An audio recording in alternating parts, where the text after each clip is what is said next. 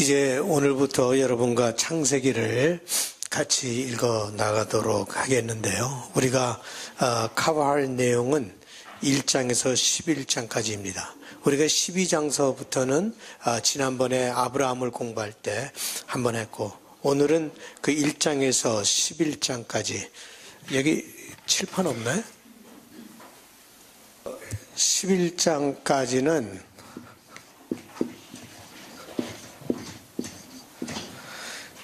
primeval history라고 얘기할 수 있죠. 이 primeval history라고 하는 것은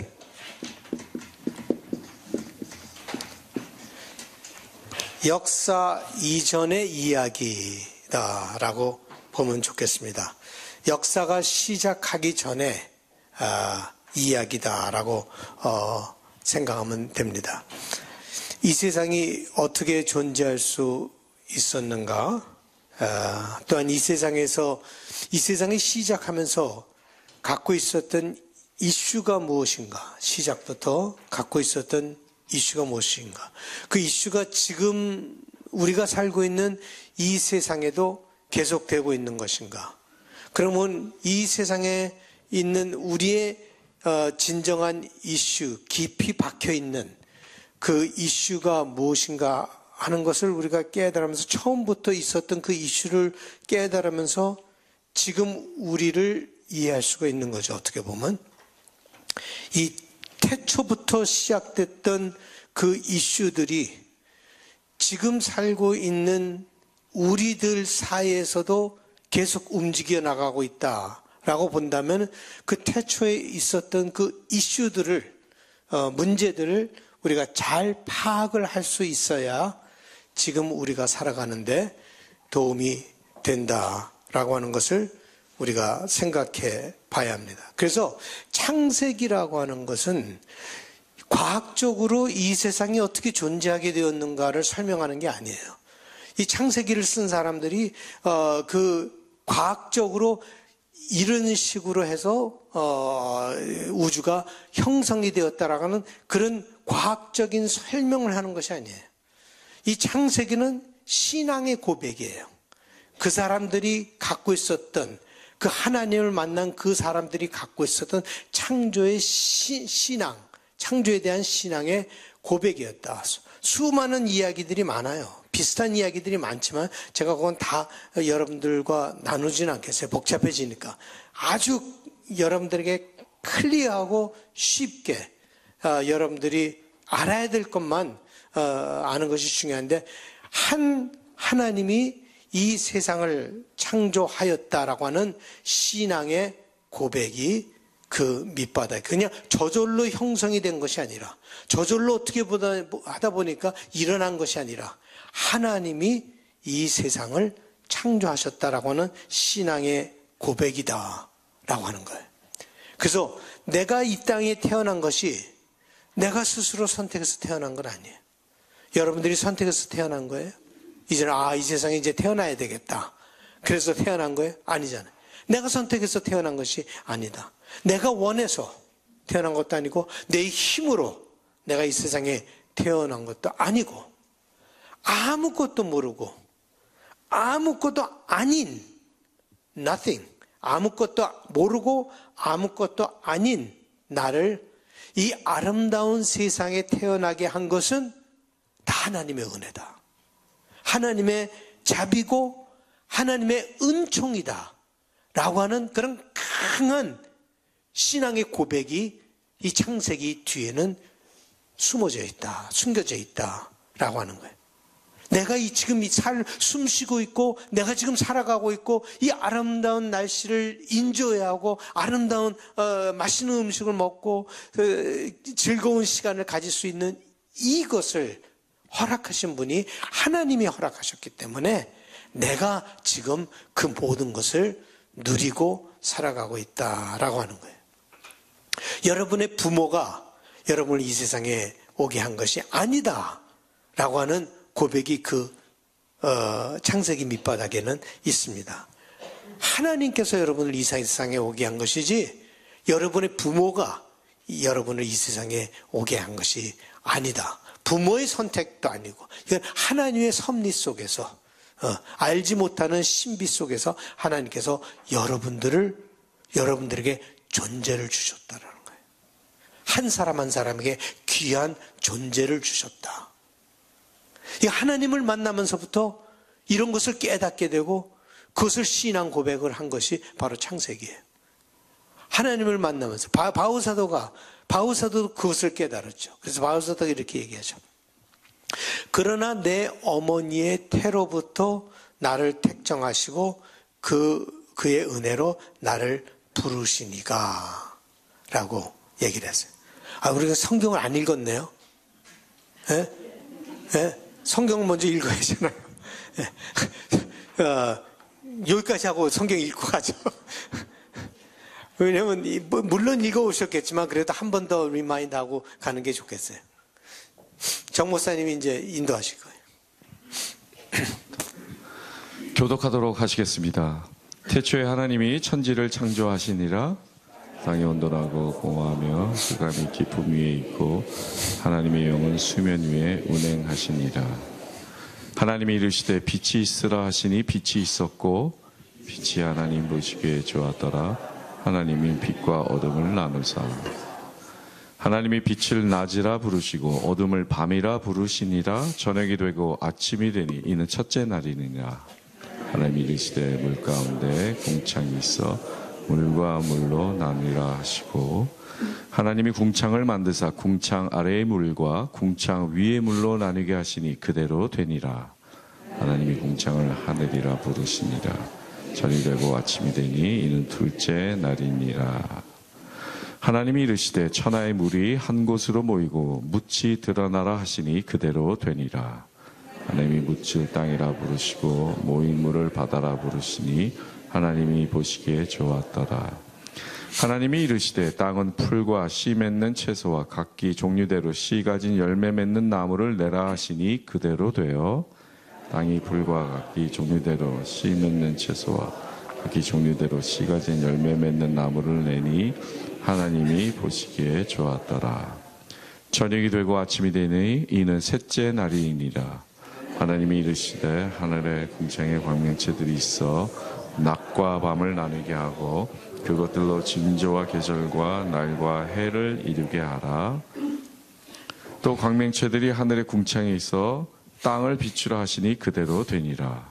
하나님이 두 큰 광명체를 만드사 큰 광명체로 낮을 주관하게 하시고 작은 광명체로 밤을 주관하게 하시며 또 별들을 만드시고 하나님이 그것들을 하늘의 궁창에 두어 땅을 비추게 하시며 낮과 밤을 주관하게 하시고 빛과 어둠을 나누게 하시니 하나님이 보시기에 좋았더라.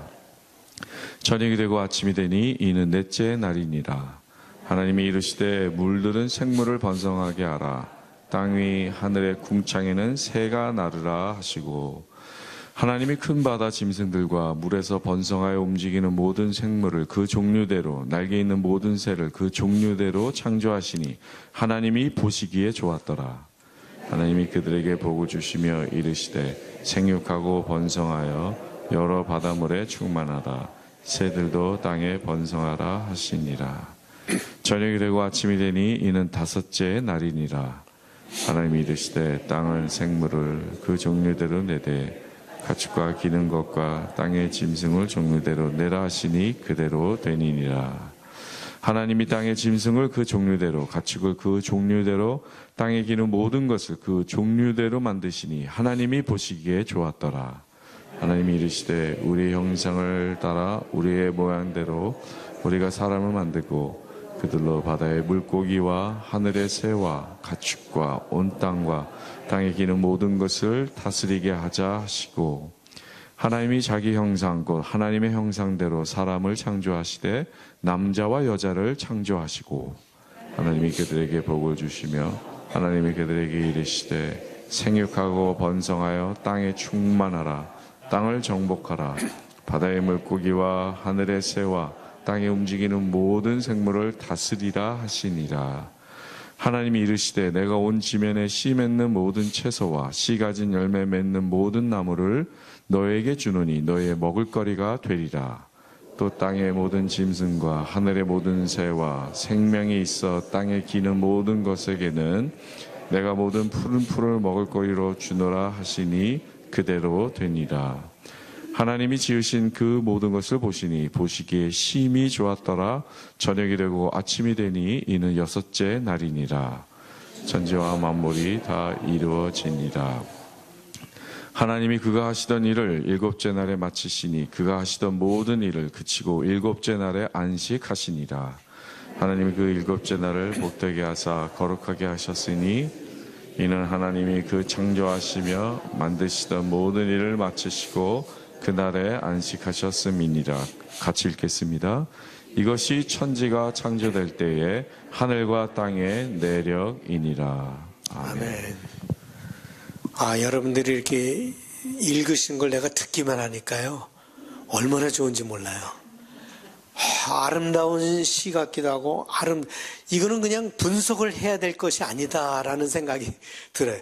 분석을 하는 것이 아니라 이것은 셀리브레이트하고 읊조리고 계속해서 마음에 두고, 하나님께서 이렇게 여러분들이 읽는 동안에 내 그림이 들어오는 게 하나님께서 그냥 하나하나 이렇게 만드시면서 아유 참 좋다, 그 다음에 또 만드시고 참 좋다, 마지막에는 심히 좋다, 이 하시는 그 하나님의 그 아름다운 모습, 그런 것이 이미지로 확 들어오는데 말이에요.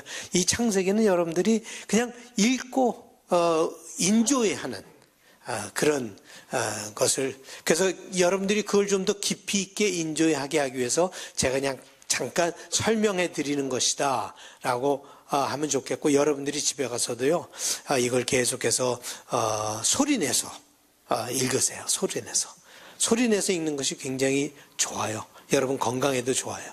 그러니까 소리내서 배운 것을 쭉 이해 못해도 돼요. 그냥 쭉 읽어나가는 그런 습관을 하시면 좋겠습니다.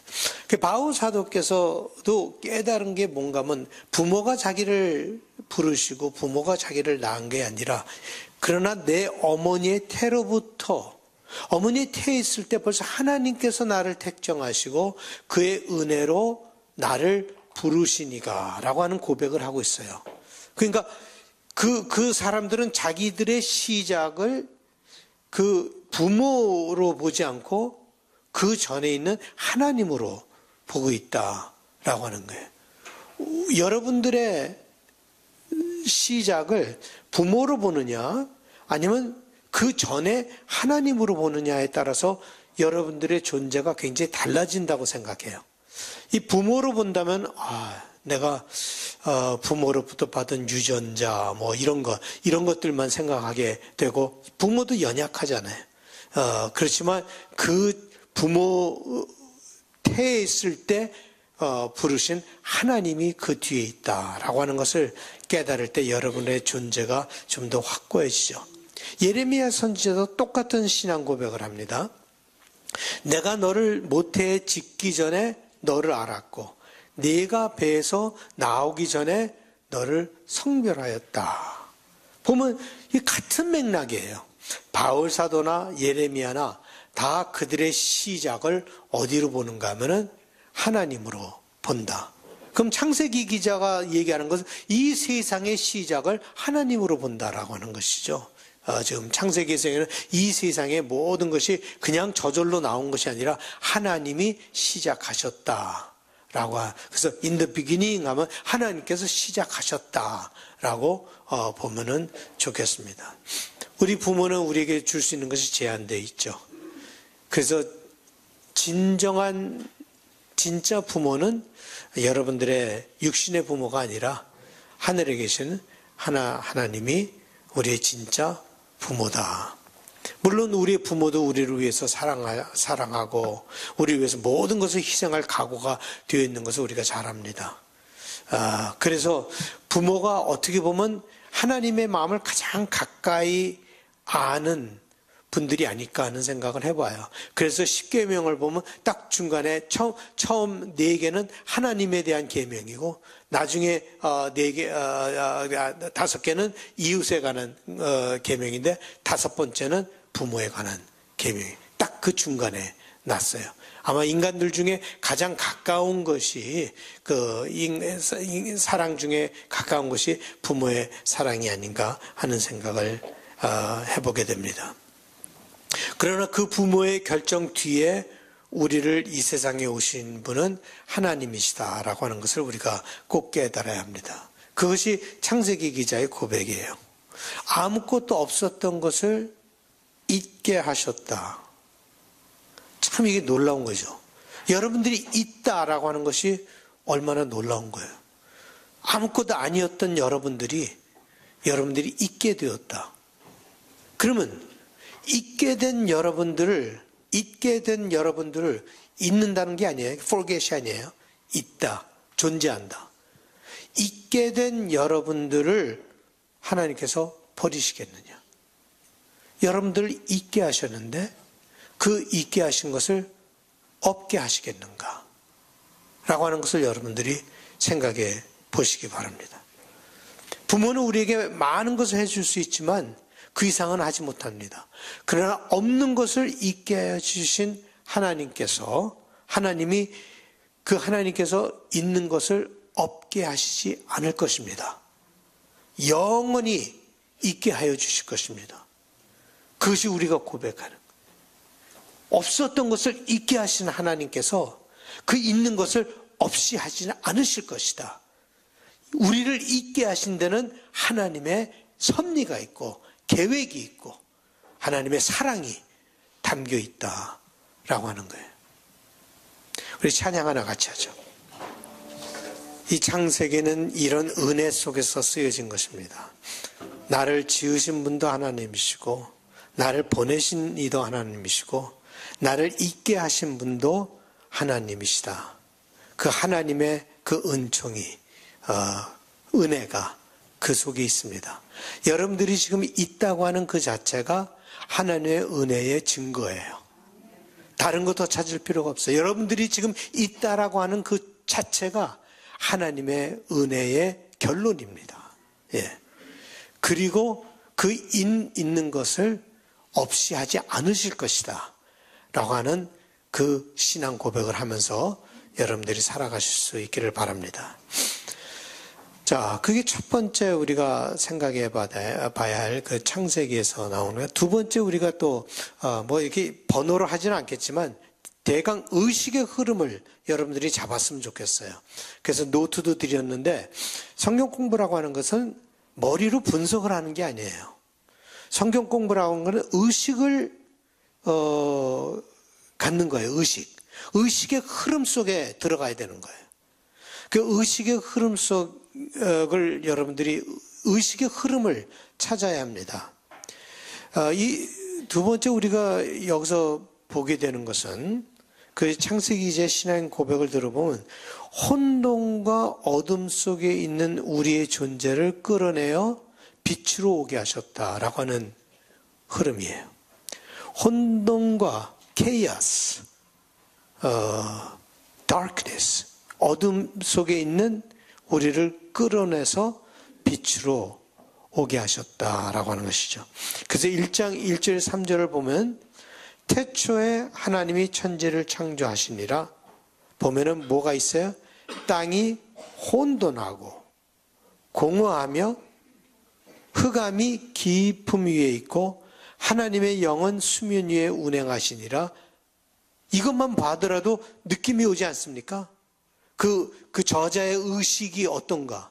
그 어둠 속에서 방황하고 있는 그 존재의 모습, 어둠 속에서 방황하고 있는 그 형태가 없는 그런 거기에 하나님께서 이르시되 빛이 있으라 하시니 빛이 있었고, 어둠 속에서 아무것도 보지 못하는, 보이지도 않는 여러분의 인비지블한 존재와 같은 여러분들을 빛을 있게 하심으로 빛 가운데로 나오게 하셨다는 이미지가 강하게 들어옵니다. 인비지블한, 보이지도 않는 여러분들. 우리가 이 세상의 이민자로서 살아가면서 인비지블한 경험을 많이 하게 되죠. 사람들이 recognize를 안 하죠. 그래서 흑인은 흑인 작가는 Invisible Man이라고 하는 책까지 썼어요. 왜냐하면 사람들이 있어도 있는지 없는지 존재조차도 알지 못하는. 그런데 하나님께서는 이 존재조차도 보이지 않고 어둠 속에 있는 우리들에게 있으라 라고 Let us be, let it be. 그 창조의 모습 보면 let it be, 있게 하라, 있게 하라. let it be라고 하는 것은 어떻게 보면 창조라고 하는 허락하셨다. 우리가 있게끔 허락하셨다라고 하는 이미지가 Let there be light and there was light. 이거 아주 중요한 컨셉트입니다.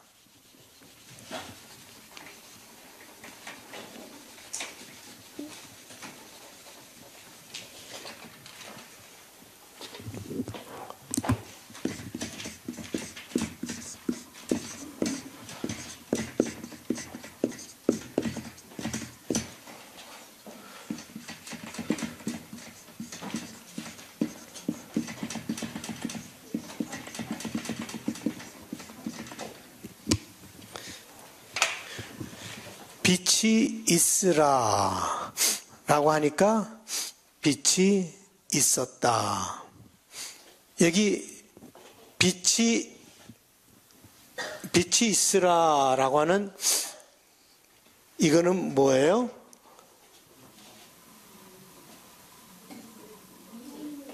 네? 빛이 있으라 라고 하는 것은 뭐예요? 하나님의 의도 아니면 뜻, will 이거죠. 이게 빛이 있으라 이게 하나님께서 원하시는 거예요. 의도, 뜻, will. 근데 이 빛이 있었다라고 하는 것은 뭐예요? 그러면 그렇죠. 성취죠. fulfilled. 이 하나님의 will이 fulfilled 됐다라고 하는 거예요. 하나님의 뜻이 이루어졌다라고 하는 것을 보게 됩니다. 그래서 창세기는 하나님의 뜻이, 하나님의 의도가 현실화되었다. 하나님의 뜻이 이루어졌다라고 하는 거예요. 리얼리티가 되었다는 거죠. 드림이 리얼리티가 되었다. 하나님이 꿈꾸던 것이 리얼리티가 되었다. 그것이 말씀으로 이 세상을 창조하셨다는 것의 뜻이에요. 말씀으로 이 세상을 창조하셨다는 것은 말씀이 뭐예요? 하나님의 말씀이 뭐예요? 하나님의 의도죠. 네? 말씀이라고 하는 건 의도예요. 뜻이에요. 누구의 뜻? 내가 말한다는 것은 그 뜻을 얘기를 하고 있는 거예요. 그것이 현실화되었다. 말씀으로 창조되었다. 이 세상이 창조되었다는 것은 바로 그것은 하나님의 의도가 현실화되었다. 라고 하는 것을 얘기하고 있습니다. 이것을 그 창세기 기자의 그런 어떤 의식의 흐름을 누가 이렇게 딱 캐치했는가 하면 요한이 캐치를 했어요. 요한이 캐치를 해서 그것을 무엇과 연결하는가 하면 예수 그리스도와 연결을 해요. 그 예수 그리스도와 연결해서 재창조의 메시지를 주고 있는데 그 요한복음 1장에 보면 시작이 어떻게 돼요? 태초에 말씀이 계시니라. 그러니까 태초에라고 하는 그 in the beginning이라고 하는 똑같은 제니시스의 그걸 똑같이 쓰고 있어요. 태초에라고 하는 똑같은 것을 얘기하면서 그 창세기의 기자의 그 의식의 흐름을 받아서 누구랑 연결하면 깨달은 게 뭔가 이 말씀이 예수 그리스도구나 라고 하면서 태초에 말씀이 계시니라. 그래 말씀으로 세상을 창조하셨는데 그 말씀이 무엇일까? 바로 그 말씀이 예수 그리스도다 라고 하는 그 의식의 그 캐치를 한 거죠. 그 영적인 메시지를 캐치를 하게 된 거예요. 그래서 창조 때 말씀으로 이 세상을 창조하신 그 말씀이 바로 예수 그리스도고 예수 그리스도로 말미암아 빛이 이 세상에 오게 되었다라고 하는 강한 이미지가 그 속에 있습니다. 자, 여러분들이 한번 읽으면서 그걸 음미해 보세요. 어떻게 이 요한이 그걸 캐치했는지. 태초에 말씀이 계시니라. 이 말씀이 하나님과 함께 계셨으니 이 말씀은 곧 하나님이시니라. 그가 태초에 하나님과 함께 계셨고 만물이 그로 말미암아 지은 바 되었으니 지은 것이 하나도 그가 없이는 된 것이 없느니라. 그 안에 생명이 있었으니 이 생명은 사람들의 빛이라. 빛이 어둠에 비치되 어둠이 깨닫지 못하더라. 하면서 그 창세기의 그걸 갖다 어떻게 보면 커멘터리랑 비슷해요. 창세기 기자가 쓴 거기에 대한 그 설명을 해주는 거예요. 말씀이 무엇인가 하는 것을. 하나님의 의도가 뜻이 미리 현실화되는 것, 그것이 바로 창조입니다. 요한은 그것을 우리의 구원과 연결해서 얘기를 하고 있는데 요한복음 이제 1장에 그렇게 하고 3장에 가면 이렇게 얘기하죠. 하나님이 세상을 이처럼 사랑하사 독생자를 주셨으니 이는 그를 믿는 자마다 멸망하지 않고 영생을 얻게 하려 합니다. 자, 그러면 하나님이 세상을 이처럼 사랑하사 독생자를 주셨으니 이게 뭐예요? 네? 하나님의 의도죠. 그죠? 하나님의 의도예요. 그런데 그 결론으로 뭐가 되는가 하면 이는 그를 믿는 자마다 멸망하지 않고 영생을 얻게 하려 합니다. 이것이 현실화된 거예요. 그래서 성취가 하나님의 의도가 성취가 되게 되었다라고 하는 것이죠. 독생자를 주신 것은 하나님의 의도요, 뜻이요, 그의 위리였고 그 하나님의 의도가 현실화되는 것은 그를 믿는 자마다 멸망하지 않고 영생을 얻게 하려는 것이다. 그래서 이 창조와 구원은 깊이 연결이 되어 있다라고 하는 것을 보게 됩니다. 그런 면에서 창조는 6일에 끝난 것이 아니라 지금도 계속해서 일어나고 있는 것이다. 구약의 전체 내용이 뭐예요? 하나님의 약속이 성취되는 이야기잖아요.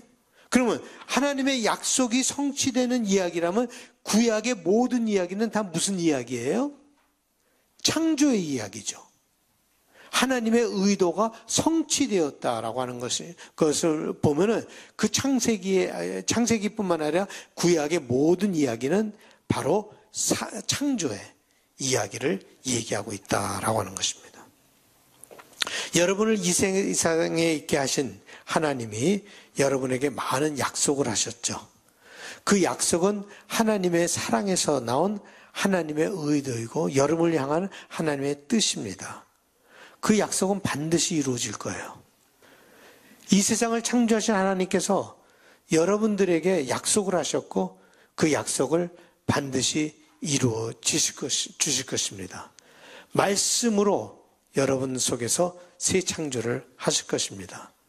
그 증거가 바로 우리가 보고 있는 세상 그리고 여러분 자신입니다. 하나님의 사랑의 의도에서 실체로 나온 것이 바로 이 세상이고 여러분들입니다. 우리 찬양 하나 더 하시죠. 우리가 또 오늘 본문에서 볼 수 있는 것은 창조는 혼돈에서 질서를 가져오는 것이다 라고 하는 것을 보게 됩니다. 혼돈에서 질서를 가져온다. 1절 2절을 다시 한번 보겠습니다. 태초에 하나님이 천지를 창조하시니라. 땅이 혼돈하고 공허하며 흑암이 깊음 위에 있고 하나님의 영은 수면 위에 운행하시니라. 모든 것이 다 흐트러지고 체계가 없고 방향성도 없고 목적성도 없는 것들을 들어서 하나님께서 존재의 형태를 주셨다라고 하는 거예요. 모든 것을 6일이라고 하는 체계 속에 질서 있게 만드셨습니다. 여러분, 이 창조의 걸 보면 굉장히 질서가 있어요. 처음 3일은 뭐를 만드십니까? 처음 3일하고 두 번째 3일하고 좀 달라요. 우리가 살펴보면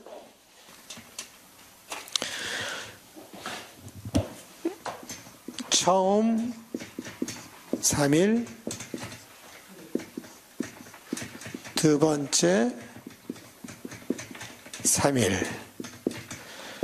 처음 3일에는 뭐를 만듭니까? 네? 처음 3일에는요, 그릇을 만들어요.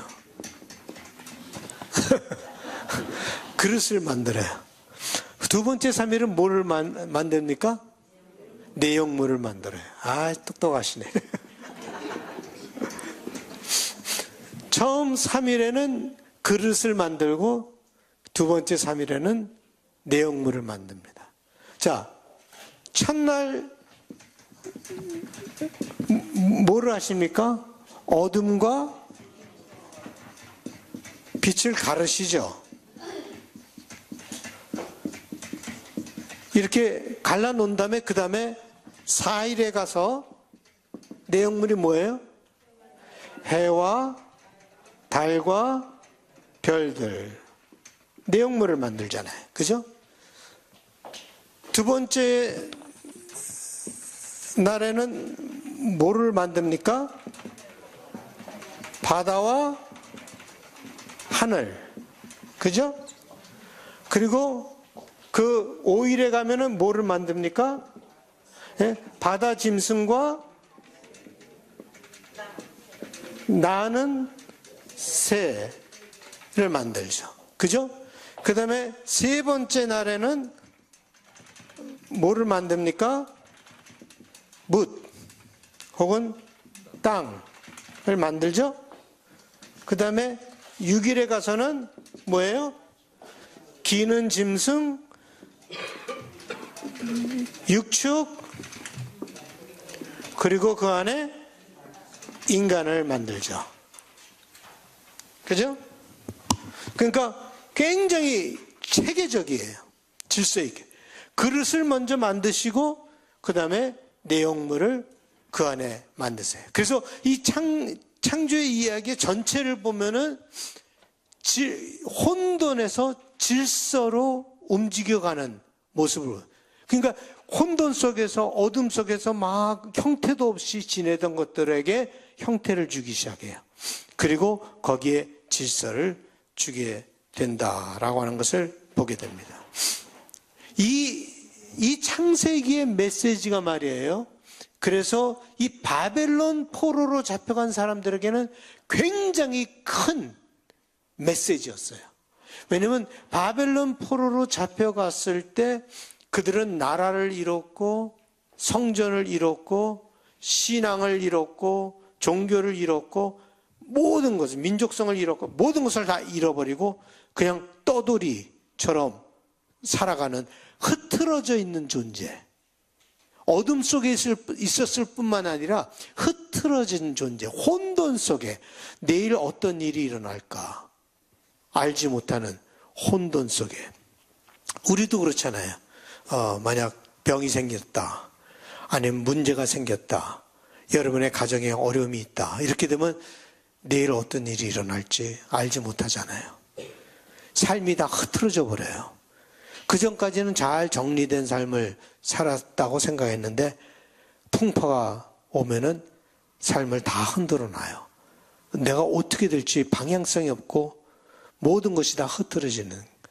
그 이스라엘 백성들이 바벨론 포로로 잡혀갔을 때 바로 그런 심정이었어요. 모든 것을 다 잃어버리고 자기네들이 very vulnerable, 자기네들이 할 수 있는 것이 아무것도 없고 자기의 미래를 만들어갈 수 있는 그런 어떤 힘도 없고, 어떻게 보면 하나님께서 창세기 전에 그 혼돈하고 깊은 흑암이 있었던 그 모습이 그 바벨론 포로에 가 있었던 이스라엘 백성들의 모습인데, 거기서 창세기 기자는 뭐라고 고백을 하는 거야? 그런 상황에 있는 우리들에게 질서를 가져다 주셨다. 하나님의 질서는 아직도 남아있다. 하나님이 인도하실 것이다 라고 하는 것을. 그래서 바벨론 포로의 그 사람들의 상황을 보면은 우리가 잘 알 수 있습니다. 그 한번 정 목사님 좀 읽어주시겠어요? 우리가 바벨론의 여러 강변 거기에 앉아서 시온을 기억하며 울었도다. 그 중에 버드나무에 우리가 우리의 수금을 걸었나니 이는 우리를 사로잡은 자가 거기서 우리에게 노래를 청하며 우리를 황폐하게 한 자가 기쁨을 청하고 자기들을 위하여 시온의 노래 중 하나를 노래하라 함이로다. 우리가 이방 땅에서 어찌 여호와의 노래를 부를까? 그래서 창세기는 그들에게 신앙의 고백이 되었어요. 하나님께서 이 세상을 혼돈과 무질서 속에서 창조하셨고 그 창조하신 하나님이 그때에도 우주를 주장하시고 움직이고 계시고 결국은 우리에게 하나님의 질서를 회복시켜 주실 것이다 라고 하는 신앙의 고백이 되었습니다. 여러분 삶 속에 풍파가 찾아오면은 out of control 이런 일이 일어나게 되죠. 그래서 어떨 때는 삶의 풍파가 참 힘들지만 꼭 나쁜 것만은 아니다 라고 하는 것을 깨닫게 돼요. 왜냐하면 삶의 풍파를 통해서 무엇이 중요하고 무엇이 중요하지 않은지를 알게 돼요. 그냥 삶이 쉽게 흘러가면 무엇이 중요하고 무엇이 중요한지를 몰라요. 그러나 삶의 풍파가 찾아올 때 무엇이 중요하고 무엇이 중요하지 않은가 하는 것을 깨닫게 됩니다. 우리가 쌓아놓은 모래성은요, 언젠간 무너집니다. 우리는 쌓아놓을 수 있는 게 모래성밖에 없어요. 근데 그 모래성은 언젠가는 무너집니다. 그게 무너질 때 하나님께서는 우리에게 새로운 질서를 허락하실 것입니다. 바울사도가 뭐라 그랬어요? 그 집에 대해서, 모래성에 대해서 뭐라 그랬어요? 이게 다 연결이 돼야 돼요. 이렇게. 집에 대해서 뭐라 그랬어요, 바울사도가? 예? 무너지는 집에 대해서 어떻게 얘기했어요? 내가 입고 있는 장막집이 무너지면 손으로 짓지 않은 하나님께서 주시는 이제 모래성이 무너지면 바울사도 그걸 봤어요. 우리가 갖고 있는 것이 모래성에 불과하다는 거예요. 이 모래성이 무너지면 하나님께서 주시는 내 손으로 짓지 않은 영원한 집이 있고 거기서 질서 속에서 우리는 하나님을 경배하고 찬양하면서 살아가게 될 것이다. 물론 모래성이 무너지는 과정은요, 굉장히 아프죠. 힘들고 불안합니다. 어둠 속을 헤매게 됩니다. 그 어둠 속에 하나님께서 빛이 있으라 하시며 빛을 주시고 새로운 질서를 우리에게 허락하실 것입니다. 창세기는 이 우주가 어떻게 형성되었는가를 설명하는 것이 아니에요. 창세기는 그 저자의 신앙의 고백이 들어가 있습니다. 지금 우리가 살고 있는 세상은 매우 혼란스럽습니다. 코비드의 위협이 끝났지만 많은 세계에 그 후로 코비드의 애프터 이펙트인지 모르겠지만 그 후로 사람들이 많이 변했어요. 그리고 세상도 많이 변했어요. 전쟁이 얼마나 많이 일어났습니까? 코비드 후에. 지금도 전쟁이 계속 일어나고 있고 컨플릭트 이런 것들이 우리 주위에서 일어나고 있습니다. 이 어지러운 세상에 하나님께서 질서를 가져오시길 바랍니다. 그걸 기도합니다. 그것이 창조의 하나님께서 반드시 해주실 수 있는 것이라고 저희는 믿습니다. 그것이 창세기를 읽는 우리의 바람이죠. 잠깐 쉬도록 하겠습니다. 시간이 많지 않기 때문에 5분만 딱 쉬겠어요. 화장실만 잠깐 다녀오세요. 시간이 별로 없어서 빨리빨리 나가도록 하겠습니다. 자, 여기 보면 우리 인간을 제일 나중에 만드셨어요. 그래서 어떻게 보면 인간의 창조는 창조의 클라이맥스다 라고 할 수 있어요. 마지막으로 창조의 클라이맥스. 그리고 하나님께서 인간을 만드시면서 어떻게 만드셨는가 하면 하나님과 가장 가까운 모습으로 만드셨어요. 인간을 만드시면서 하나님과 가장 가까운 모습으로 만드셨는데 이 의식의 흐름을 시편 기자들은 그걸 캐치해서 이렇게 표현하고 있습니다. 정목사 읽어주시죠. 주의 손가락으로 만드신 주의 하늘과 주께서 베풀어 두신 달과 별들을 내가 보오니 사람이 무엇이기에 주께서 그를 생각하시며 인자가 무엇이기에 주께서 그를 돌보시나이까. 그를 하나님보다 조금 못하게 하시고 영어와 존귀로 관을 씌우셨나이다. 이 대단한 사람들이에요. 이 의식을 갖다가 느끼고 이걸 시로 표현했던 것이죠. 하나님보다 조금 못하게라는 말은 하나님과 아주 가깝게 만들었다라고 하는 것을, 그리고 인간에게 영광과 존귀로 관을 씌웠다. 여러분들이 귀한 존재예요. 그렇게 그걸 잃어버리는 게 죄예요. 그거를 그렇지 않다라고 생각하면서 살아가는 게 죄예요. 뭘 잘못해서 하는 죄보다 그게 더 큰 죄예요. 내가 나같이 못난 사람이라고 생각하는 그 자체가 죄예요. 하나님께서 만드신 창조의 질서를 무너뜨리는 거예요. 그거는. 창조의 의도를 없애는 거예요. 여러분들은 너무너무나 귀하게 선택받은 사람들이에요. 영어와 존귀로 관을 씌워주셨다.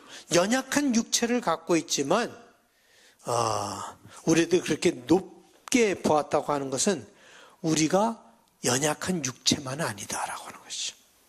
여러분들이 연약한 육체만은 아니에요. 예. 그것이 하나님께서 여기 창세기 기자가 우리에게 선포하는 것입니다. 다윗도 그 의식의 흐름을 깨달으면서 이렇게 고백했죠. 주께서 내 내장을 지으시며 나의 모태에서 나를 만드셨나이다. 내가 주께 감사하옴은 나를 지으심이 심히 기묘하심이라. 주께서 하시는 일이 기이함을 내 영혼이 잘 아나이다. 예. 여러분들의 그 내장서부터 그 하나님께서 지어주셨다. 그 하나님의 그냥 온 혼혈을 다해서 여러분 하나를 만들기 위해서 그렇게 여러분들을 지어주셨다라고 하는 거예요. 그것을 우리가 깊이 깨달으면서 살기를 바랍니다.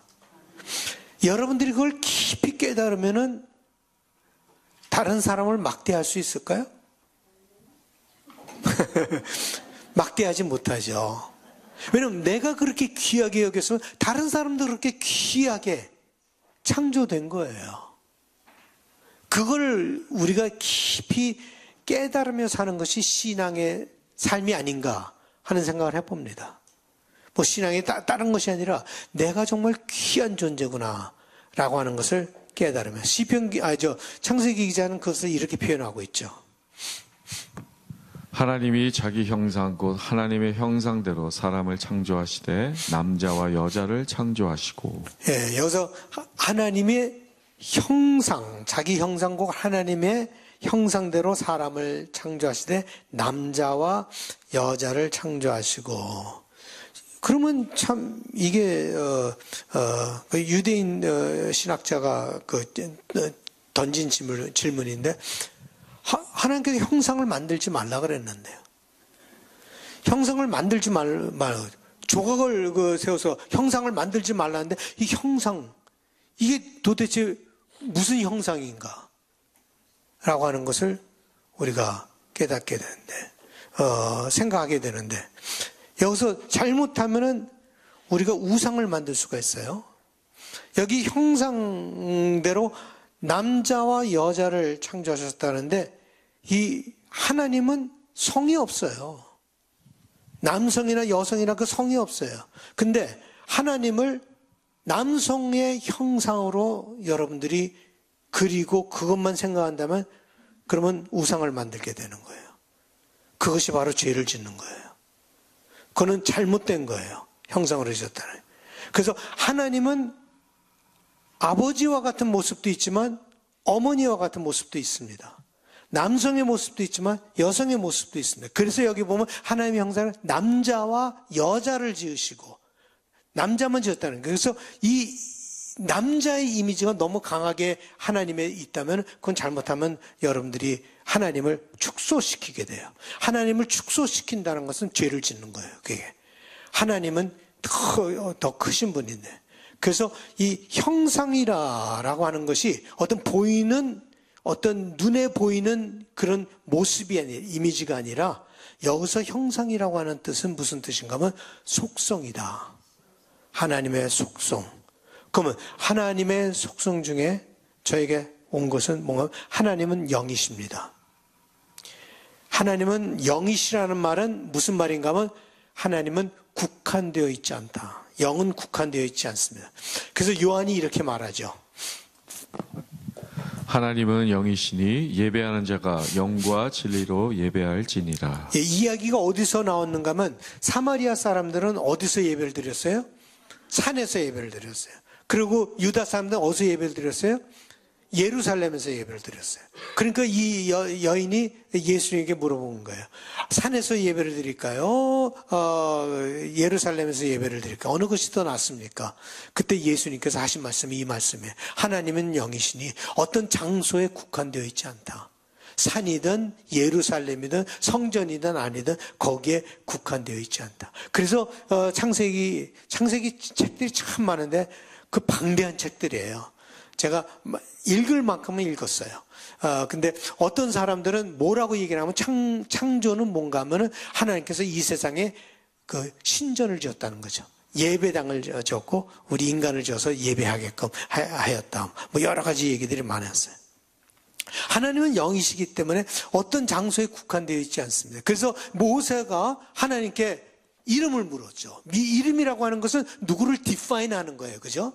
내가 이름을 딱 지었다 그러면 디파네 이름을 지었다라고 하는 건 굉장히 그한데 예수님께서 그 귀신을 보고 내 이름이 무엇이냐라고 하니까 군대다. 그러니까 그 귀신들이 하도 많으니까 그 군대를. 그래서 이름이라고 하는 건 굉장히 누구를 define 하는 거예요. 어떤 사람을 define 하는 건데 그 모세가 하나님께 이름이 무엇입니까?라고 물었을 때 하나님께서 뭐라고 대답합니까? I will be what I will be. 보통으로 얘기하는데 I am what I am인데 여기 보면 그 am에는 will이라고 하는 뜻도 있어요. 그러니까 I will be what I will be. 자유의 모습이에요. 하나님의 있는 모습 그대로. 자유가, 하나님은 영이시고 자유롭다. 그런데 그 자유가 인간에게 주어진 것이다. 다른 동물들에게는, 다른 피조물에게는 주어지지 않은 그 자유가 인간에게 주어졌다. 다른 피조물은 어떻게 살게 돼 있어요? 다른 피조물은요, they are what they are. 무슨 말인가 하면 그냥 자연의 법칙에 의해서 지배받고 살아가는 거예요. 배고프면 가서 사냥하고, 배부르면 자고. 자연이 완전히 컨트롤해서 그들은 자연에 의해서 움직이죠. 본능에 의해서 움직이게 되는 거예요. 그런데 인간에게는요, 자연을 넘어설 수 있는 자유가 주어졌다.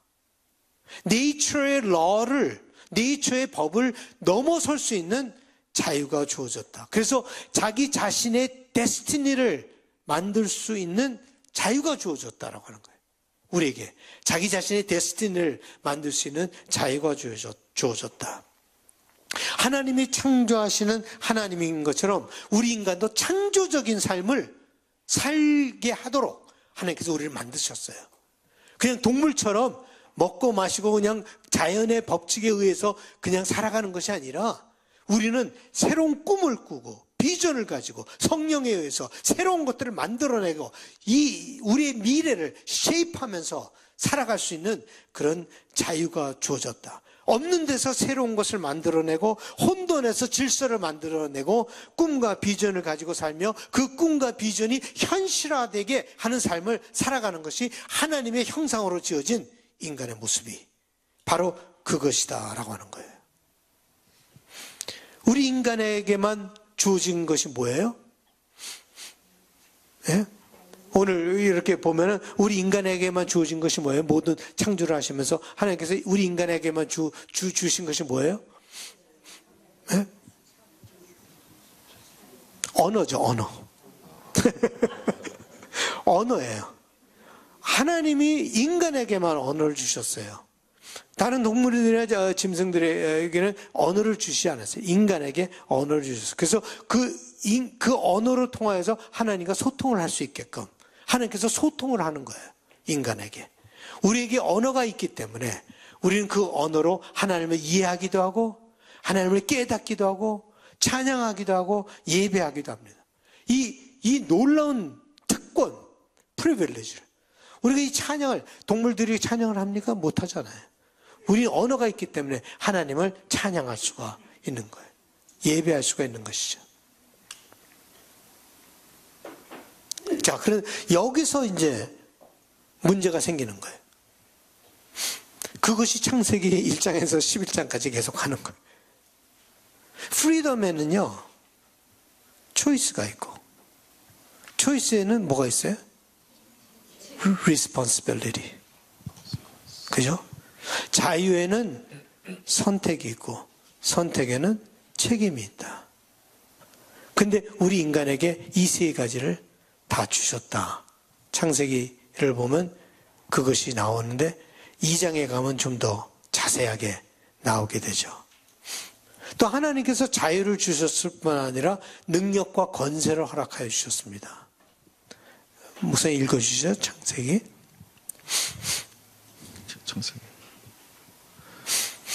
하나님이 그들에게 복을 주시며 하나님이 그들에게 이르시되 생육하고 번성하여 땅에 충만하라. 땅을 정복하라. 바다의 물고기와 하늘의 새와 땅에 움직이는 모든 생물을 다스리라 하시니라. 예, 여기서 복을 주셨다라는 말은 능력을 주셨다라고 하는 것으로 해석이 되죠. 하나님께서 인간에게 특별한 능력을 주셨는데 이 땅을 돌보라고 주신 것입니다. 땅을 정복하라 하니까 힘으로 컨커하고 정복하는 그런 뜻이 아니에요. 잘 다스리라라고 하는 거예요. 이 땅을 잘 다스리는 책임을 우리 인간에게 주었다. 피조물이 스스로 할 수 없기 때문에 하나님께서 인간에게 그 책임을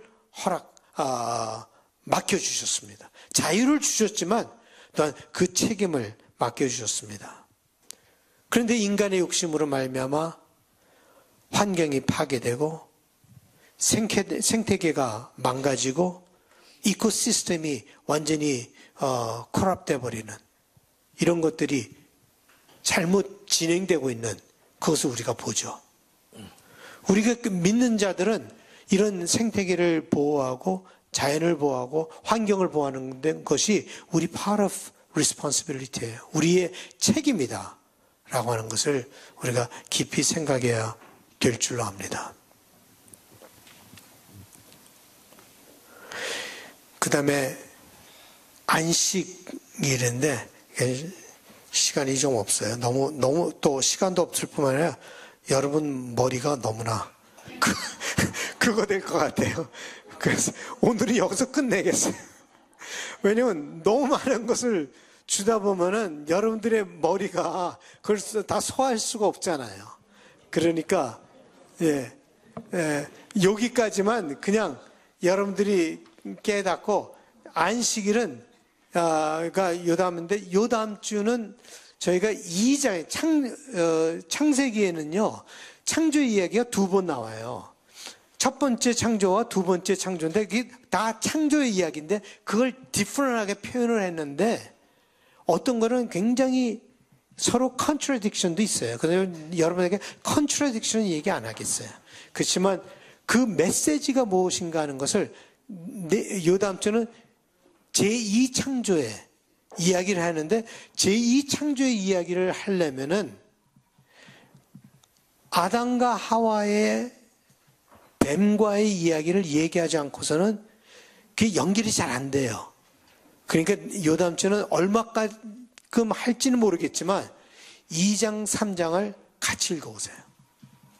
2장만 읽어오지 마시고 2장, 3장을 같이 읽어오시고 그리고 내가 커버할 수 있는 만큼만 거기서 커버할게요. 그리고 우리가 보죠. 이게 6주가 걸릴지 5주가 걸릴지 모르겠지만 아마 우리가 6주가 있으니까 그 안에 모든 1장에서 11장은 다 끝내도록 하겠는데 이 다음 주는 2장, 3장을 같이 읽어오시면 좋겠습니다.